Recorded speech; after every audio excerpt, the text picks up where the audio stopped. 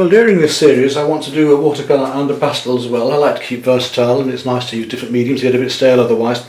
And I also want to explore and experiment more with these little sponge rollers. I wouldn't use the big ones with watercolour, but these smaller ones from the SAA look as if they might be ideal. So I want to see today what we can do. What I'm going to do first of all then, I've got some Russian watercolours here I want to use today.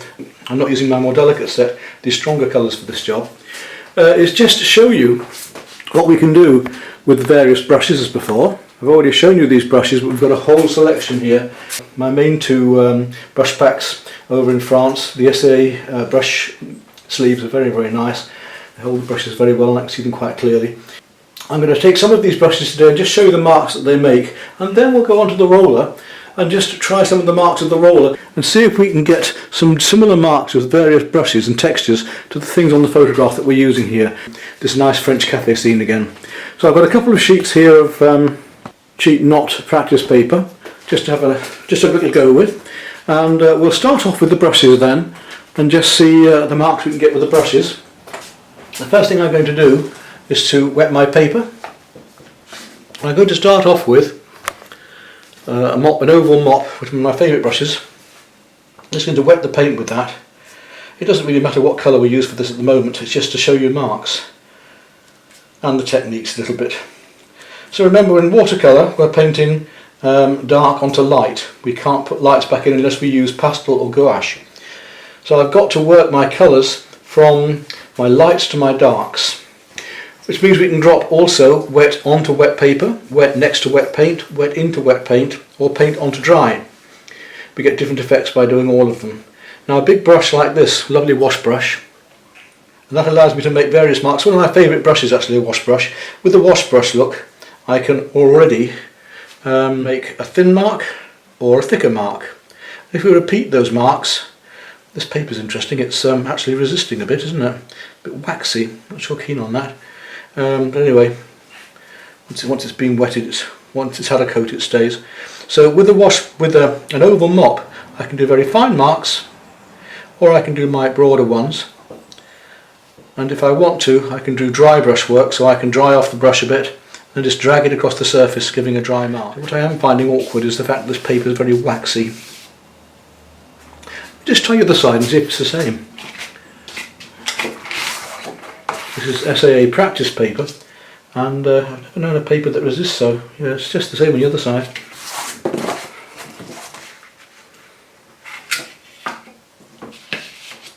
Anyway, normally my paper doesn't do this, and when we do the actual thing it won't, but it's good enough just today to do these experiments. So there's an oval mop, great for doing big wet into wet washes and so on in the background, but can almost finish a whole painting with this one. So they're very, very useful brushes. The next one I want to show you is a rake, this little fella, and the beauty of the rakes is that they've literally got a raked end that we can paint lines like that. So I can stipple with it like this, or I can put very fine lines crisscrossing over each other for grasses and so on. That's called a rake. It's a very useful little brush. Just going to run through these as say basic watercolour techniques before we run on to using the roller. And those rakes come down in various sizes, so we've got small ones as well, and they're quite heavy rakes. We've also got some very fine rakes. This one for instance is a very fine one. Blue on that. Look how fine those lines are in between. Actually one of those is just blocked up a bit, but they're much finer, those lines. Again, smaller texturing, and you can see the difference there. So a rake, again, very useful.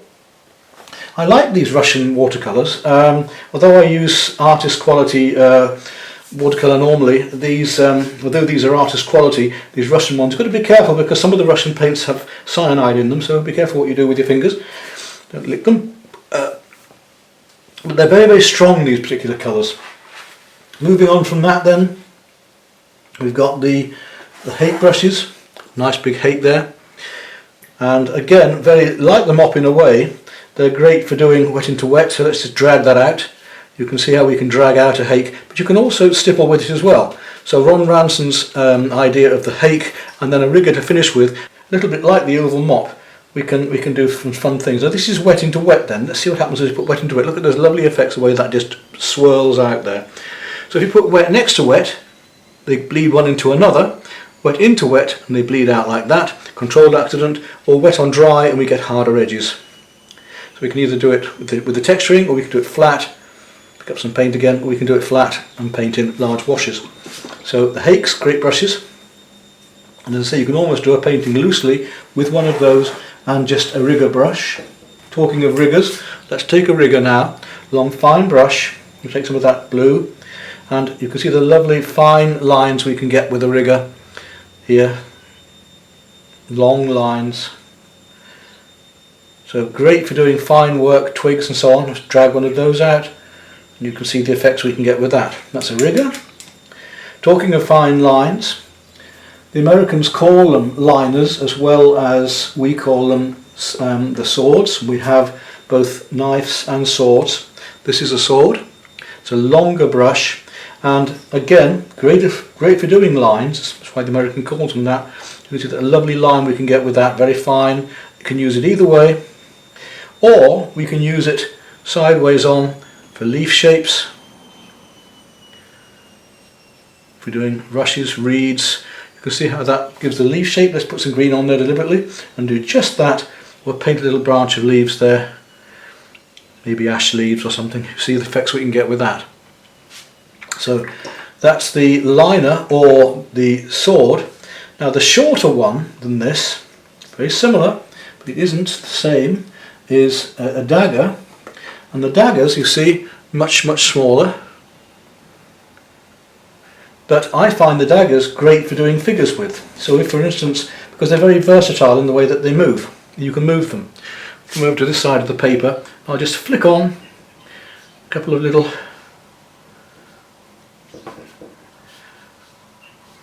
so you can use them in small areas like that, or we can use them for twisting. Take a little, I've got any cerulean blue in here, but we'll take a little of that blue and we'll just give him some shoulders here. So I can twist this by using the brush across, or you can see these lovely, it's a very versatile brush.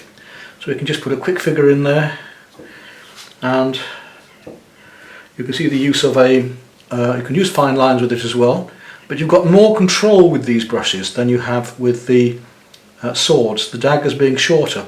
So they're great for doing figures. Just a little bit of reflection going on. You can drag it down sideways there to get dry brush look. You can add into that. And we get a figure as quickly and simply as that. So very useful little brushes, the daggers. Of course you all know the ordinary round brushes. And this is an ordinary round but a fine brush. And again, a little bit like a rigger, we can do fine line work, but it's a little bit larger. Take that water there, we'll drag it down. So I can use again the brush for patterns, for flowers, or for again repeating for leaves by just dragging it more. So it's the use of the brush as well as the shape of the brush. And also what's very different with various brushes is the stiffness of the brush. For instance, now if I take this brush, which is a flat, say I wanted to paint, if I find a smaller flat, here we are, there's two flats there, but if I take my slightly smaller one, this one, and we'll just paint a window with it, for instance. This is where the flats come in handy. The flats are also very good for dry brush work. So if I take this flat and I just decide I'm going to have a window, let's put this one down here, shall we? So I paint 4, 6 squares. Now I can use it sideways as well, so I can use the corner like that, and I've got myself a window. They're very good for dragging dry brush as well, because they've got a nice flat end. Well, any brush you can use with a dry brush, but these are a little bit stiffer. Now the stiffer the brush you have, the better they are for dry brush work. A soft brush like a mop will soak in beautifully and drop washes in, but a stiffer brush is better for the dry brush work. As you can see there, you don't use a stiffer brush as much for putting washes in to soak right into the texture of the paper. Not going to go into textures of paper today, but we've got three papers. We've got the smooth, medium and rough. So it's cold pressed, not, which is hot pressed, and then rough and extra rough. We're using a rough in the painting for this one we're going to do, this demonstration. And that covers most of the brushes I've got in here. So that's just the basics on brushes and why I have so many and what they can do.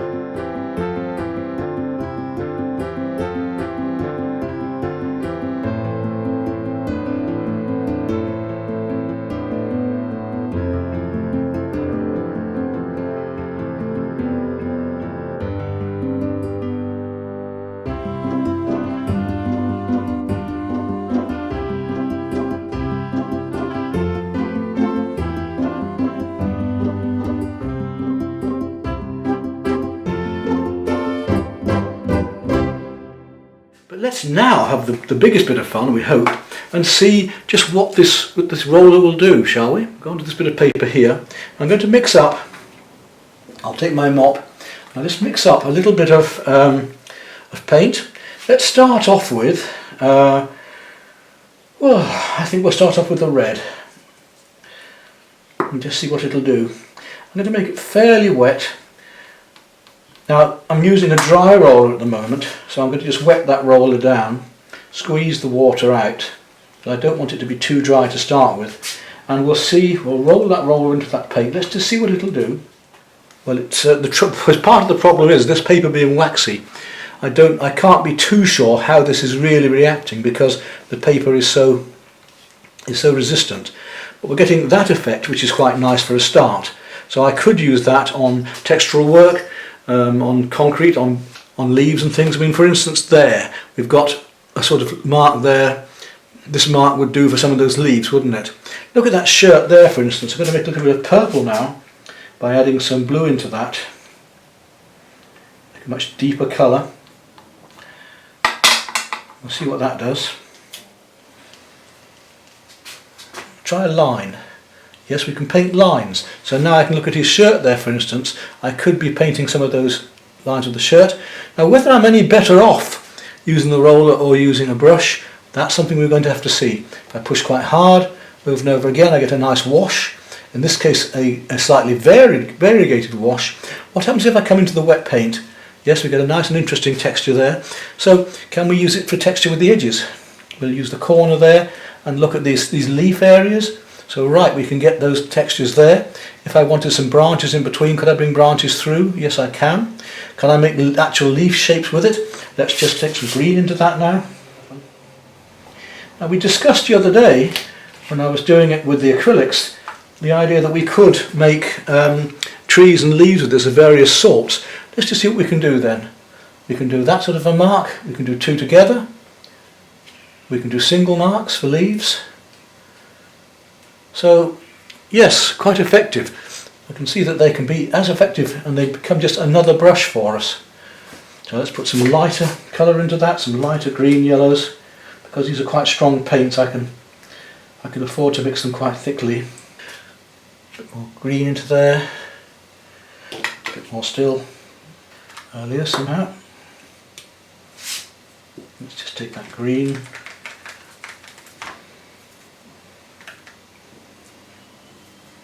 Making it quite opaque at the moment. Right, so we've got a green on there now, we can start to add into this. So, last time I playing with you, I showed you how we could do some pine trees with it. So we could come outwards like this.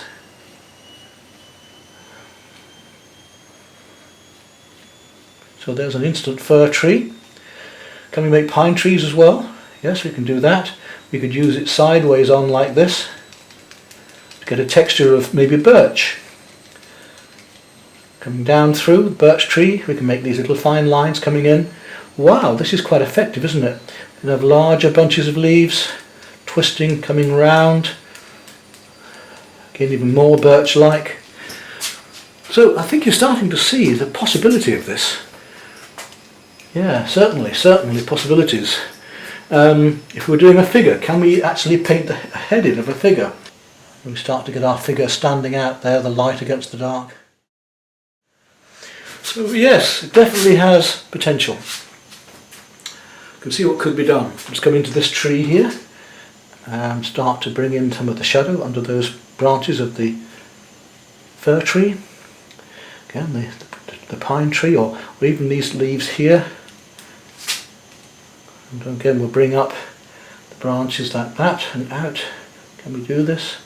A little bit heavy. Would be better using a rigger now, but now you can see anyway the potential of the different brushes and the roller. Yeah, we can have some fun with this, I can see, and I think you might enjoy this as well.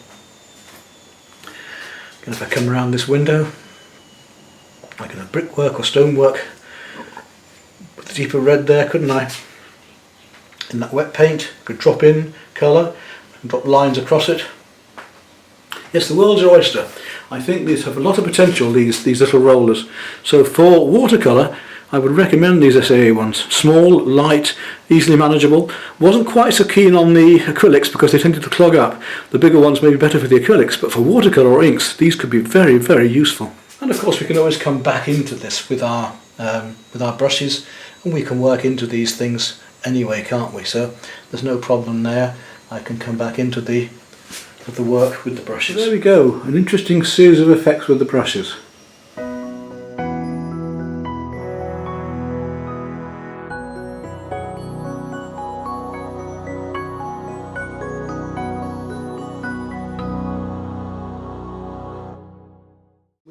So let's compare that now with the effects we got with the roller and acrylic paint. You see the lovely textures we got with that.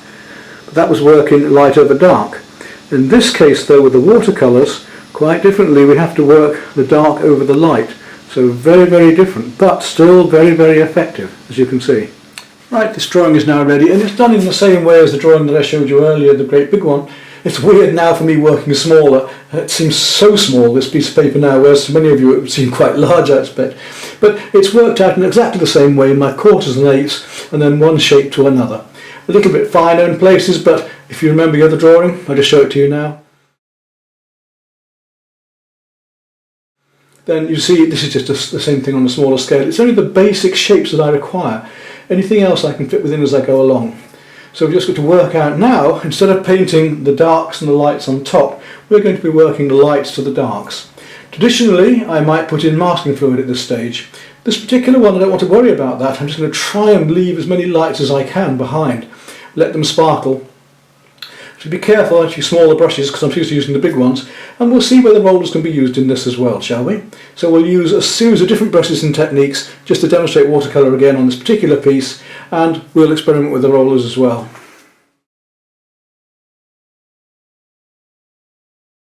So I think we can make a start on this painting. Now where to start? We've got to leave some lights and whites behind, and we're going to gradually build up our colours.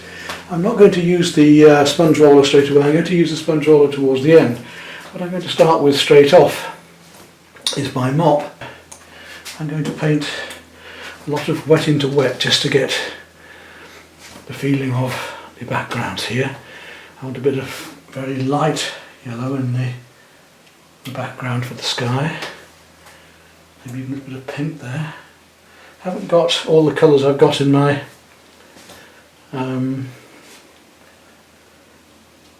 delicate set, but we're going to build up washes, so I'm going to have to build up this first of all. So I want to get these light colours just established before I start to work the darks over and leave them behind.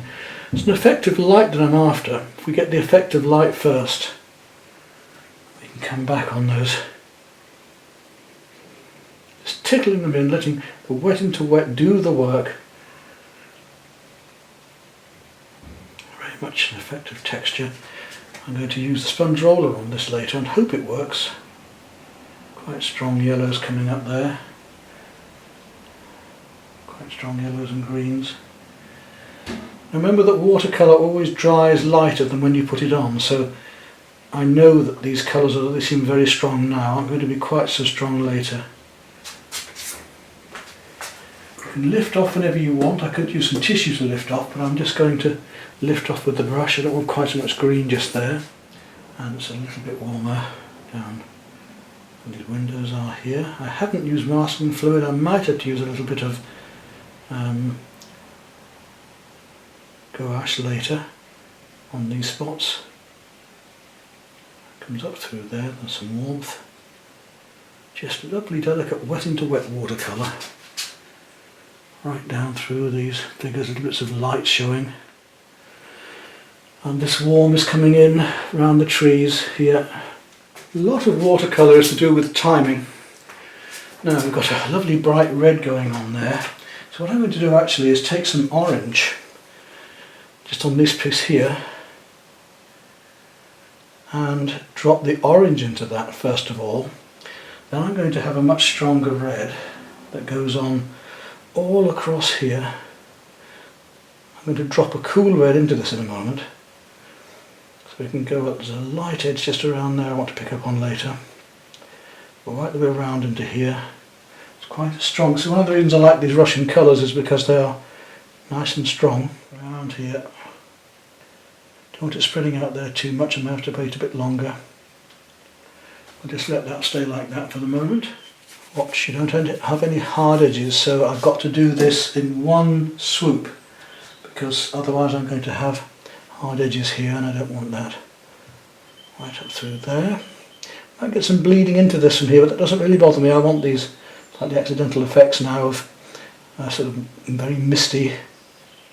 Let that come in there, very misty day. There. It's lighter on that side of the head again.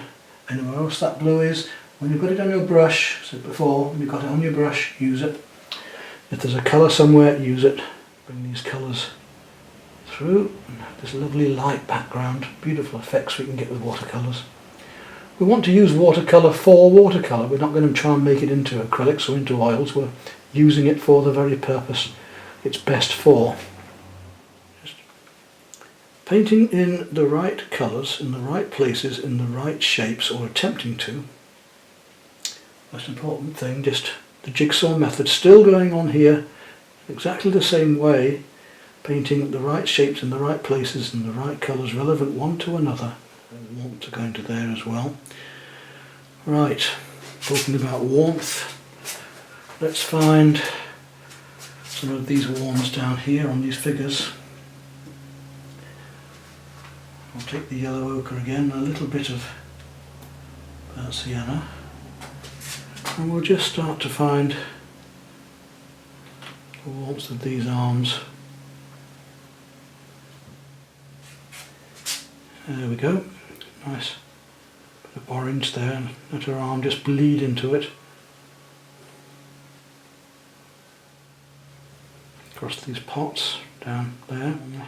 Some more warms to go in there in just a moment. Around the edge of this girl's hair here. This one's more blonde yet, but we'll just get that colouring into there first of all. Cool and warm reds going on. There's flowers here, very bright flowers. I'm going to just put some of those in now, so that they're ready for later, when I want to put the other colours in and around here. And it isn't just the magenta, we've got other reds there to make these reds look cooler. So I'm going to drop some cadmium into there now, in places while it's still wet. You can see the effect of light we're getting. Very hard to get this with acrylics, and I want to go back over here. Arm coming around, just ghosting in here. Just ghosting in these, like I did with the rollers in a way. We ghosted in there, didn't we? Well, now we did a bit of ghosting here. Drop here. So just about worked out my light colours now. Right, I've been using the oval mop. Now I'm going to go down to a smaller brown brush and just start to pick out some of these details where she's darker, and we can put the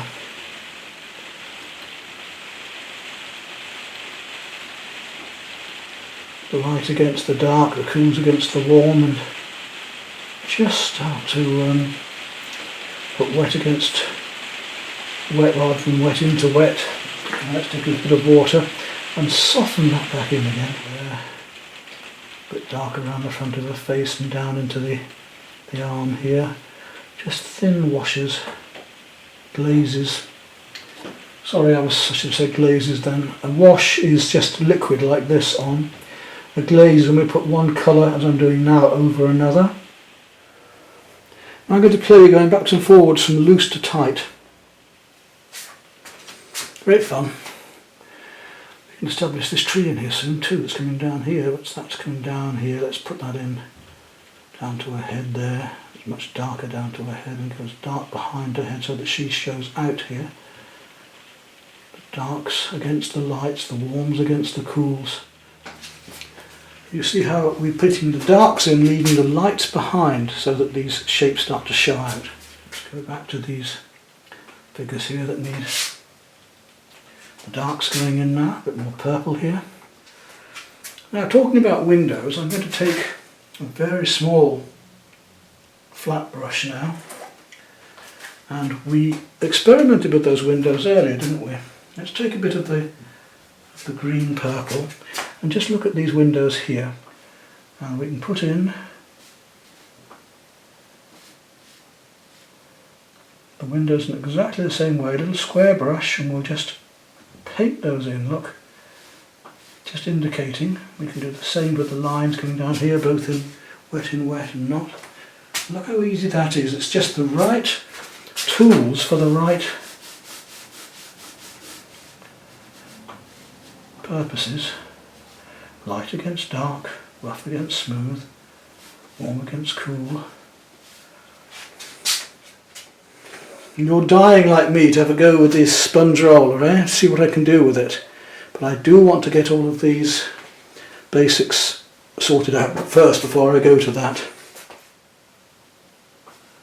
You know, I'm not one for painting detail if it's not needed. I don't see any necessity in that. But in this case it is.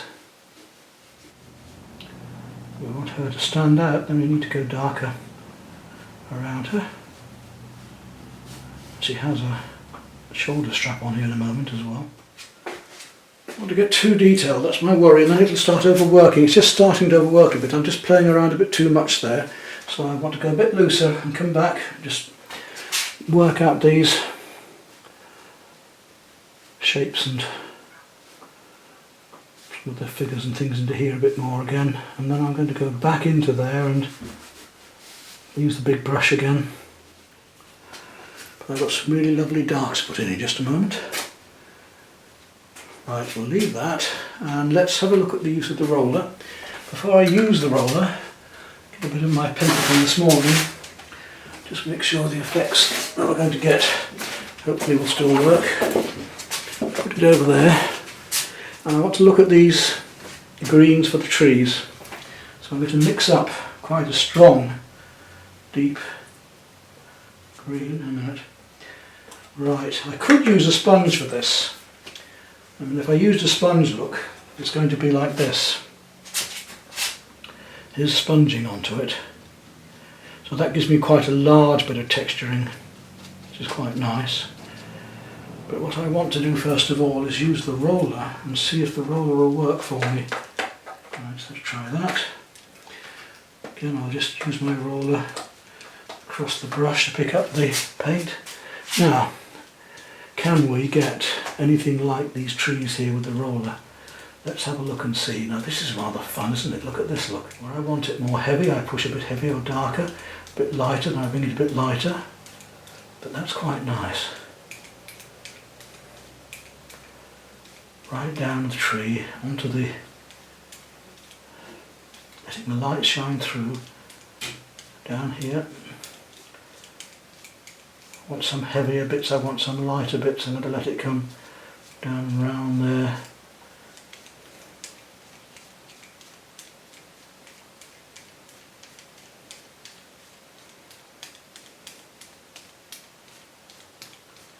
To here.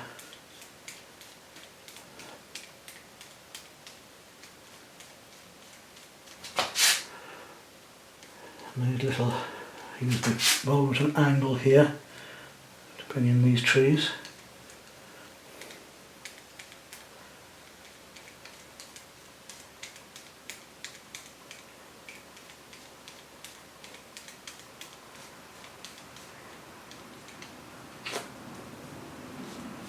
A bit stronger there because I want to be darker, and I can bring some more darks into those in a moment with the same roller. So what I'm going to do, And some of that texturing down across here as well. Right through into here, wherever these leaves are. So I'm going to go darker yet. We've got bush coming here. And here. Now I showed you about doing leaves earlier. Let's use the edge of the roller just to start to make some little leaves and things.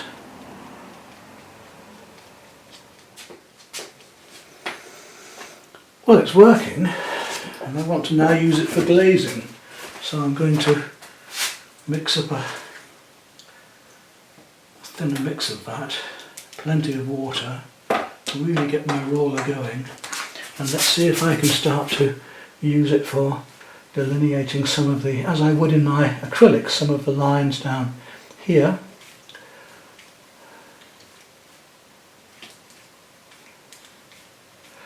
Yeah, that seems to be working all right. Could use the brush, but I really want to try experimenting with this today. Behind there as well, the edge of the roller to get these lines. I'm going to come back with my brushes into this in just a moment. Right, let's now make some much darker green and just roll it across the brush. Really want a very dark green for what I'm just about to try. Now while it's still wet, let's just see what we're doing with wet into wet with the roller, on wet across wet. Oh yes, look at those lovely darks down that tree with the edge of the roller. Will indicate some of the trees and things behind there. A lot darker up into here. We'll really push that, bringing that dark down there.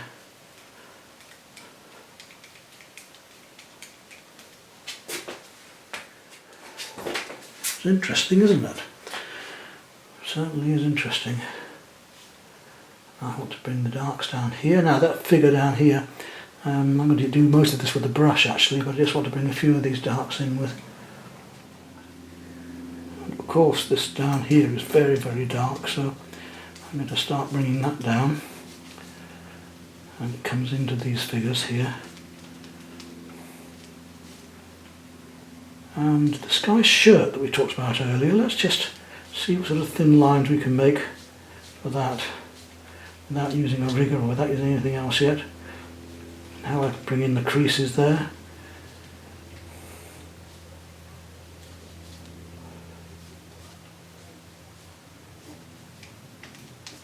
Even her hair here. Let's work on that. And we'll come back to the brushes. Just a moment. So we can use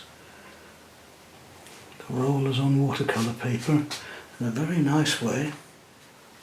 So whether you purists as watercolourists would think this is not right, I don't know, but hopefully I can show you a way that you might want to try.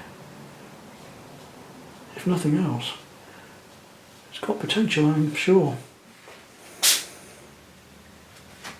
It's a bit more with the roller, then I'm going to go back with my brush. Well, I may have to come back to my brushwork, but it's certainly been an interesting experiment, and I can certainly see potential here. Right, I'm going to go back to my brushes now. Really strong darks if I can. I don't have any Prussian blue here, but that would have been the job. So I've got to mix purple and a deep green and brown to try and get the darkest. Really enjoy these darks against the lights of a strong sunny day in town. People just relaxing. So just like I was going to do or was doing with the acrylics, this very loose way of working. Now I don't know how successful this is. Some of you will like it, some of you won't. But it was more to experiment and just see what could be done than anything else. And we can just tune up a few of the colours if you like around the place. Make sure that you keep the colours going one into another. We need more warmth than this. these greens up here to link with the warms below. Very loose watercolour, strong lights and darks. Could be handled in a totally different way, but this is just the way I've decided to handle it today. The sunlight might be affecting it a bit, but I can't stop at the moment because if I do I'll be a bit lost on it, so I just want to work on this a bit more while I can. I think maybe I'd like a little bit stronger red there. I'll just try it and see. Take my small round brush again. You haven't needed all the brushes by any means. When you use the brushes you actually need, you don't have to use more just because they're there. But let's just have a look at these reds and see if we can just make a little bit stronger. Let's take a closer look then. So, watercolour techniques, very loose, using the sponge roller as well and exploring with that.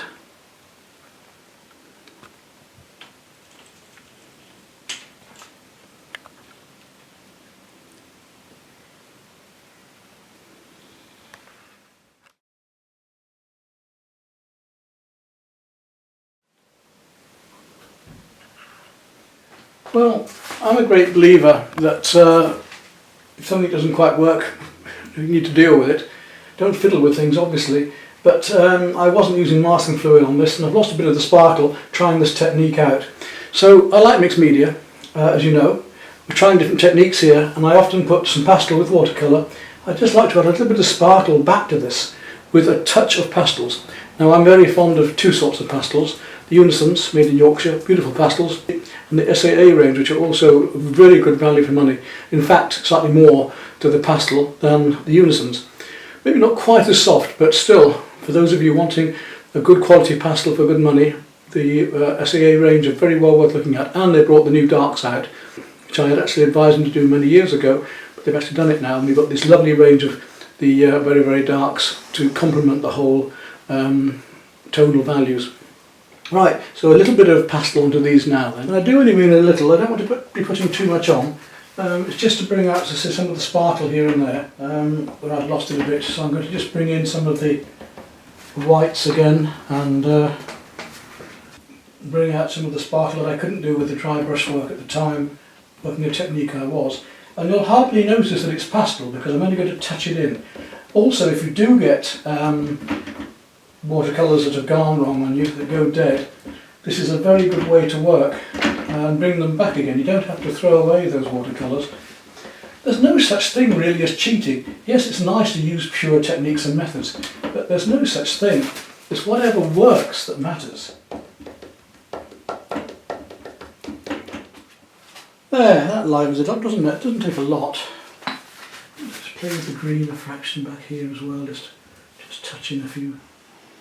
That'll do it. Didn't take a lot, did it? It's just a lot of little bits, that was all.